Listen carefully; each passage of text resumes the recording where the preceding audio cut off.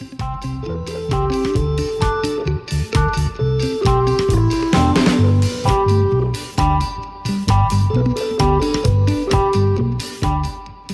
amis, bonjour et bienvenue à votre chaîne A1B Éducation. Aujourd'hui, nous allons voir comment créer un employé au sein d'une entreprise dans le système Sage 50 édition canadienne. Pour ce faire, on va aller au module Employé et paye. On clique sur Employé et comme vous voyez ici, soit visualiser les employés, ceux sont déjà créés. Ajouter un employé, c'est-à-dire création d'un nouvel employé, ou bien modifier des informations relatives à un employé ou une employée en bas, supprimer un employé, mais la suppression, ça nécessite quelques traitements et quelques conditions. Donc, pour créer un employé, on va cliquer sur Ajouter un employé. Et on a pas mal d'informations à saisir, mais généralement dans notre cours, donc on va essayer de saisir les principales informations qui sont nécessaires pour la production, la préparation des bulletins de paie et aussi la paie ou bien le paiement et l'envoi de la paie aux employés. Donc, l'employé ici, comme on regarde ici, on va remplir la partie concernant les informations personnelles de l'employé. Il est là, cette rubrique-là. Cette partie est consacrée aux impôts. Cette partie-là, aux horaires travaillés, avec les taux horaires, bien sûr, les retenues, la commission des normes de l'équité, de la santé et de la sécurité au travail. Tout ça, on va essayer de remplir les principales informations pour alléger un petit peu les types de cas. On commence d'abord par l'employé et ses informations personnelles et les coordonnées personnelles. On commence par la saisie de nom et prénom. On a par exemple Carole Saint-Catherine. Carole Saint-Catherine. Adresse. L'adresse, c'est appartement 7, immeuble 7, 70, avenue Henri Bourassa.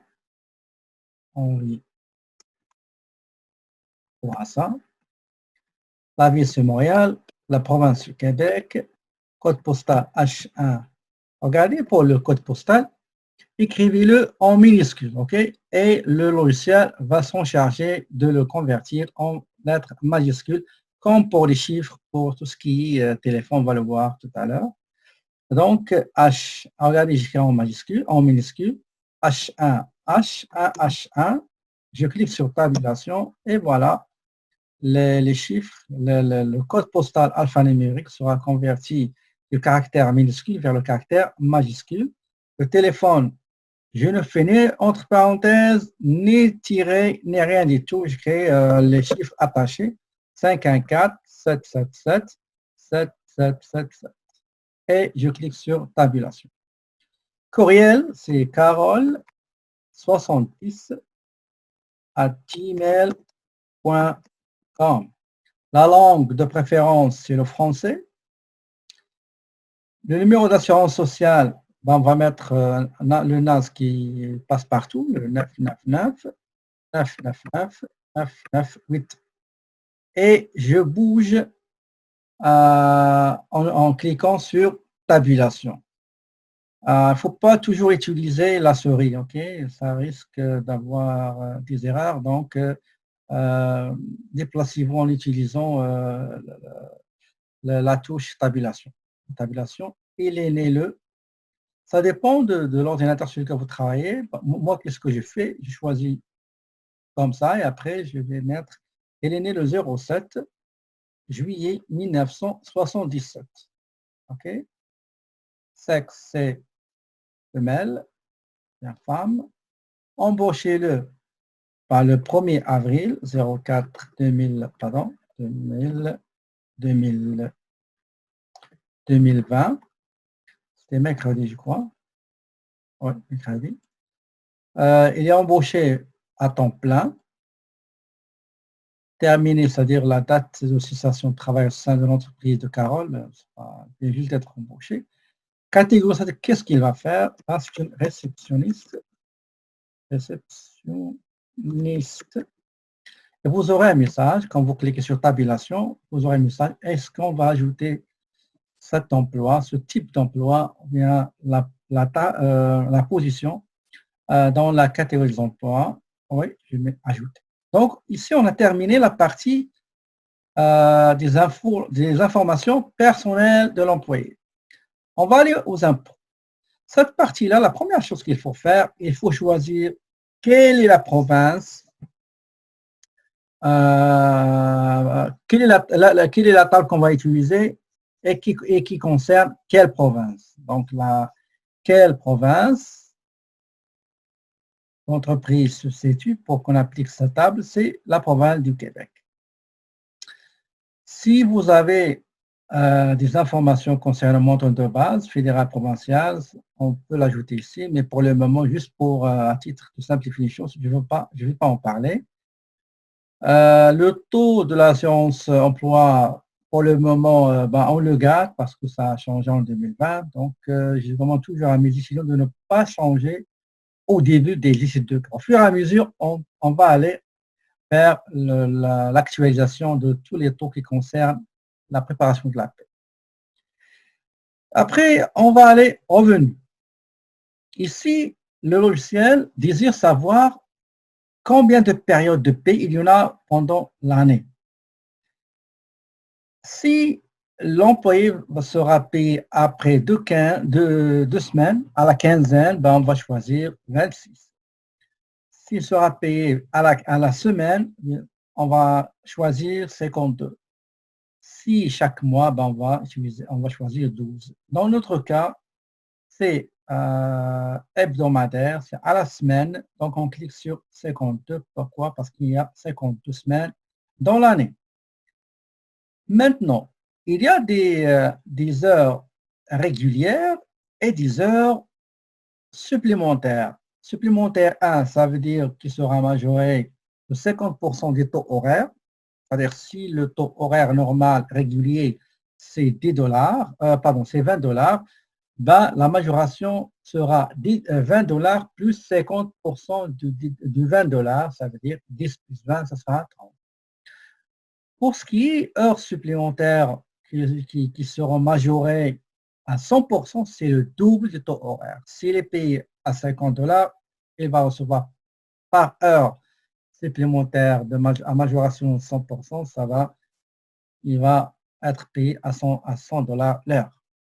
Donc, on a 30 heures, pardon. On commence par les heures, donc 30 heures par période, donc la semaine, et il est payé à 20 dollars la semaine, à 20 dollars l'heure. Okay? Le taux horaire, c'est 20 dollars. Maintenant, combien d'heures supplémentaires à majorer à 50% l'employé a travaillé après la fin de la semaine, calculé après la fin de la semaine, c'est par exemple 3 heures. OK. Combien l'entreprise va payer l'employé qui a travaillé 3 heures supplémentaires à majorer à 50%? Ça sera le taux horaire, 20 dollars, plus 50% du taux horaire qui est 10, c'est-à-dire 30 dollars l'heure supplémentaire à majoration 50%. Combien d'heures l'employé a travaillé 10 heures supplémentaires à majoration 100%? Par exemple, on va prendre 1 heure, par exemple. Donc, le taux horaire majoré à 100%, c'est le double. Le taux horaire normal, 20, il sera doublé, donc ça sera 40 dollars. Taux des vacances, c'est 4% parce qu'il vient juste d'être embauché. Donc, il y a 4, il y a 6. Dans d'autres secteurs, il y a 6 et 8. Donc, ça dépend de l'ancienneté. Je ne vais pas en parler aujourd'hui pour ne pas perdre beaucoup de temps dans ce qui est législation des taux de vacances. De manière, c'est quoi? C'est une obligation que l'employeur doit faire, c'est qu'il doit constituer une banque d'argent égale à 4% du total du salaire brut qu'il va épargner, qu'il va garder chez lui, dans l'entreprise. Et au moment où l'employé va partir en vacances ou bien il va quitter l'entreprise, peu importe les motifs, ben il va restituer, on va lui remettre les 4% de vacances qu'on a ramassés. Okay? Et il sera considéré comme un salaire brut sur lequel il y aura deux déductions fédérales, impôts et assurance emploi, et Québec, la province, les déductions provinciales qui seront impôts Québec, RQAP, retraite Québec. Après, on va passer à retenue, il n'y a rien. Donc, ça, c'est juste pour paramétrer retenue, on ne va pas les voir. Pour la CNSST, on va mettre ici 1,85, donc la moyenne de 2020. Très bien. Jusque-là, tout est terminé pour créer la fiche d'employé. Si, par exemple, l'employé sera payé par dépôt direct, on va remplir les informations concernant son compte bancaire, numéro de transit, compte, montant. Est-ce que le montant sera 100% viré ou un pourcentage? Sinon, ben, ça sera pour le paiement par chèque. Ici en bas, si l'employé part, il n'est plus inactif, ben, on clique sur inactif.